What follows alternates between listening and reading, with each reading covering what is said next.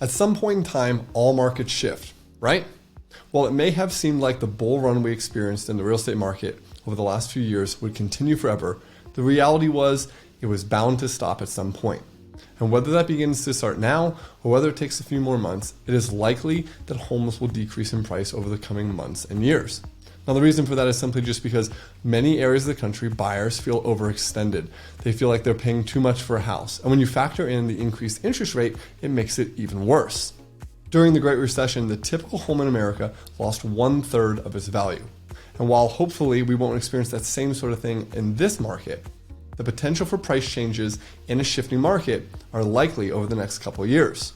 Well, none of us have a crystal ball and we can't figure out what is going to happen. The best thing we can figure out how to do is to accurately price properties in the current market. In this video, we're going to talk about the 3 most important things that you need to do to price a home as the market shifts.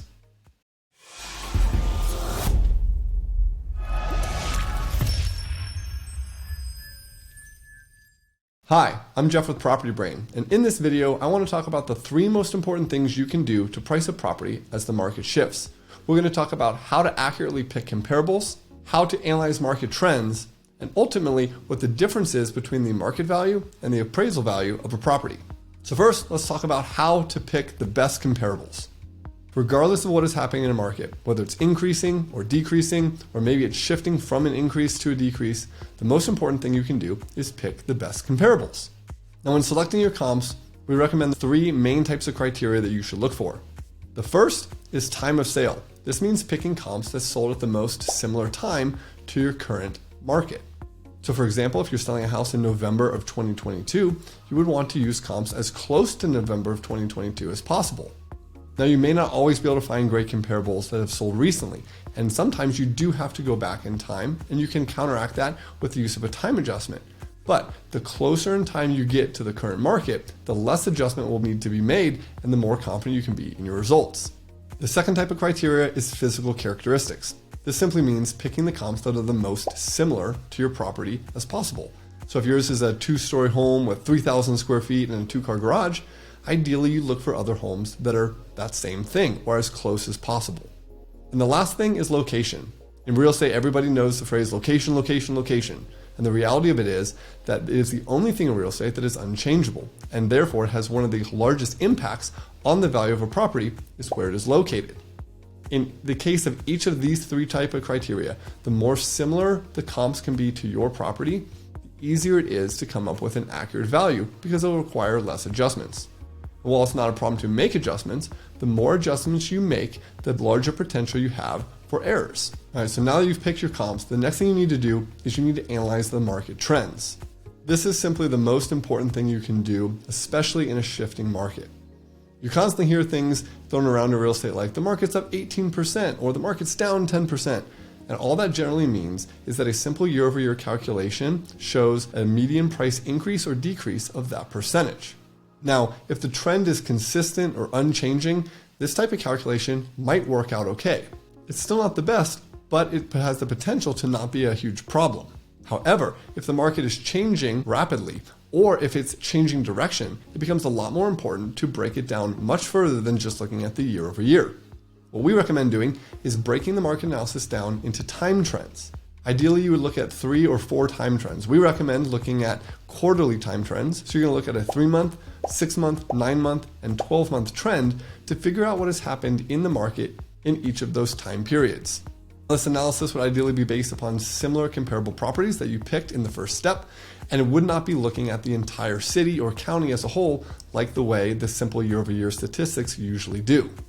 Once you've run the analysis, you're going to pick the time frame that best correlates to the specific comparable to figure out what type of time adjustment it needs. So for example, if the home that you're looking at as a comparable sold 12 months ago, maybe you do need the entire 12-month time trend to represent the change over that course of time.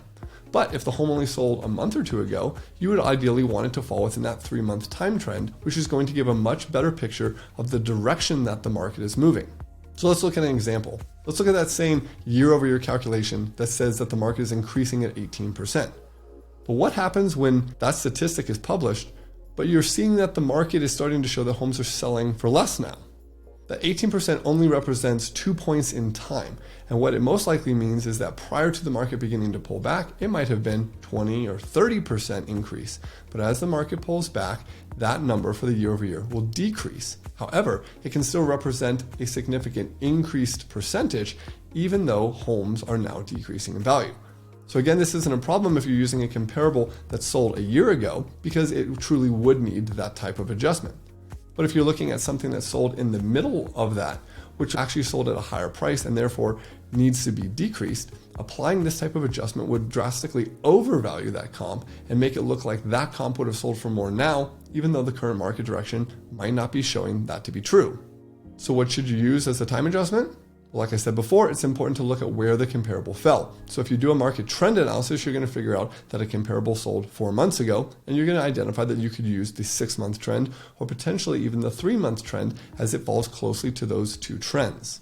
The last thing that's really important to do in a shifting market is to understand the difference between the market value and the appraisal value of a property.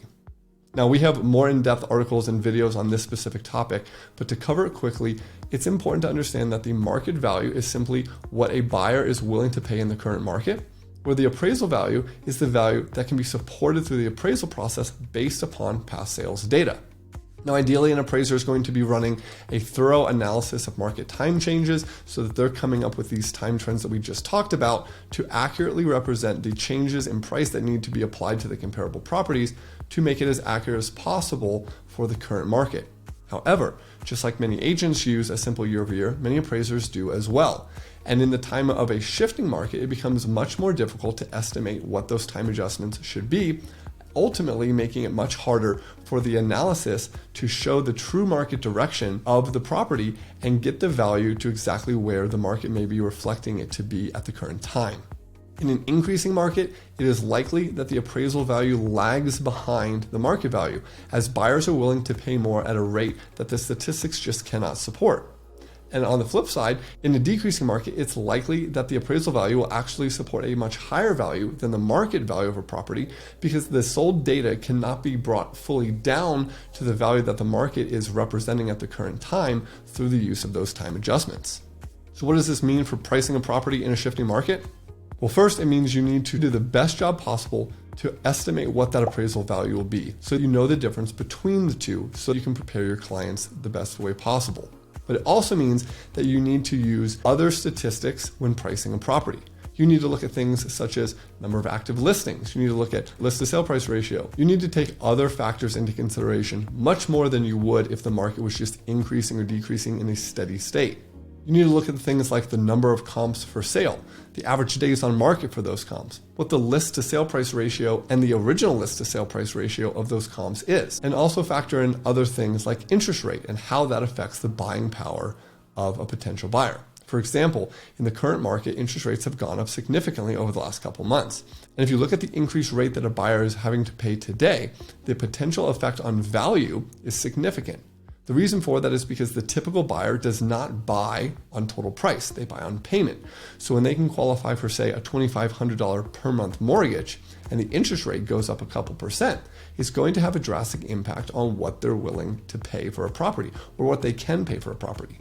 Now, that is one of the main things that can lead to market pullbacks, is that the affordability is out of whack, and ultimately buyers are going to be able to pay less for a property since their mortgage payment is going to be higher.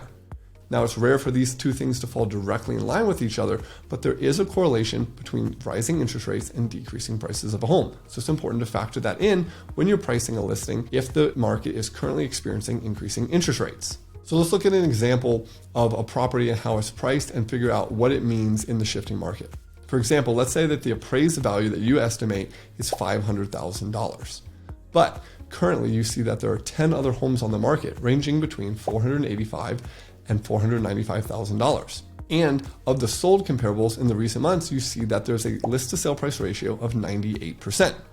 This would tell you that these homes that are on the market and still active are likely to sell for even less than their current list price, which means that the market value is generally somewhere below there.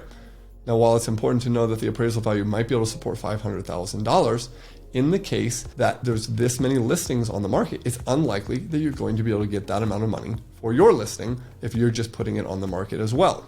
This analysis would show you that it is unlikely to sell for $500,000, and the presence of these listings might indicate that the actual market value of the property might be closer to the $475,000 range, or maybe even lower if those comparables are all still sitting on the market and not getting any offers. At the end of the day, nobody wants to overprice a listing, and in a shifting market, it becomes harder than ever to estimate the accurate value of a property. It also becomes much harder if your property is overpriced, as it will be likely to sit on the market for much longer because there is less buyer activity in a shifting market. I would encourage you, as the market shifts, to do a full valuation analysis on every property that you list, whether you're helping your clients make an offer on. Ultimately, you want to be able to identify both the market value and the appraisal value of a property. You want to take into consideration the market analysis trends that you've come up with, and you want to make sure that you're using comparables that are similar properties and are ultimately the best comparables available, so you can have the most accurate representation of what the value should be. Well, there's a number of ways you could do this. You could do this on a napkin or on a piece of paper.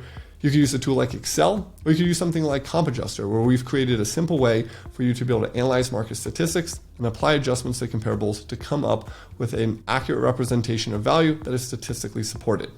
Regardless of which route you choose to go, I hope that you use one of them. Ultimately, at the end of the day, the better you can become at estimating the value of a property, the easier time you'll have negotiating the shifting market that is likely to come over the next couple months. Thank you so much for watching this video. I hope that you found some of this information helpful. If you did, I'd love it if you'd hit the like button. And while you're at it, go ahead and follow us on some of your favorite social media channels to make sure that you can connect with us, where we can answer questions and just get to know you a little bit. Thanks again for watching the video, and we'll see you in the next one.